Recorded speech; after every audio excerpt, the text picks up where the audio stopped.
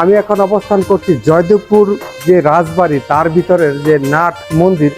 আর এই মন্দিরের সামনে যে ঘটনাগুলি ঘটতো সেগুলি ছিল অস্থির।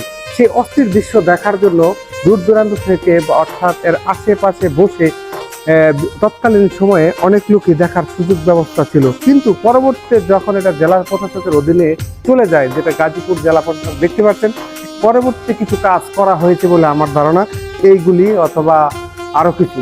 আর বর্তমানে সেই পুরাতন নির্মাণ শৈলী রয়েছে, দেখেন ফ্যানগুলি পরে ব্যবহার করা হয়েছে, তৎকালীন সময় তার ইলেকট্রিসিটি ছিল না, কিন্তু তাদের যেই নির্মাণ শৈলী এবং কলা কৌশল, যে এখানে বসে হয়তো কোনো পূজা পরামর্শ, এই রাজ দরবারে যেহেতু অনেক লোক থাকতো, তাদের একসাথে বসে কোনো পরামর্শ করার এবং কোনো সিদ্ধান্ত নেওয়ার অথবা রাজ দরবারের কোনো বিষয় নিয়ে আলোচনা করার অভ্যন্তরীণ সেই স্থানটি হয়তোবা ছিল। আর এখানে ছিল হয়তোবা মানে প্রার্থনা করার স্থান, যেহেতু রাজ দরবারে রাজ কার্যক্রম সম্পূর্ণ হয়, যেটা বর্তমানে গাজীপুর জেলা প্রশাসকের সম্মেলন কেন্দ্র হিসেবে পরিচিত, সেটাই হয়তোবা রাজ দরবার হিসেবে তৎকালীন সময়ে পরিচিত ছিল।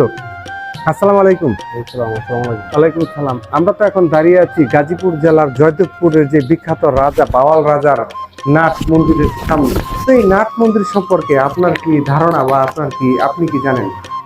আসলে যে গাজীপুরের জেলা প্রশাসক কার্যালয়ের যে বর্তমানের যে নাট মন্দির রয়েছেন, সেটা হলো যে আসলে শতবর্ষীর নাট মন্দিরগুলোর মধ্যে একটি। আমরা জানি যে মানে পূর্বেকার দিনে রাজাদের অধীনে শাসন কার্য পরিচালিত হতো, তখন ওই রাজাদের যে আবাসস্থল সেটাকে বলা হতো রাজবাড়ি।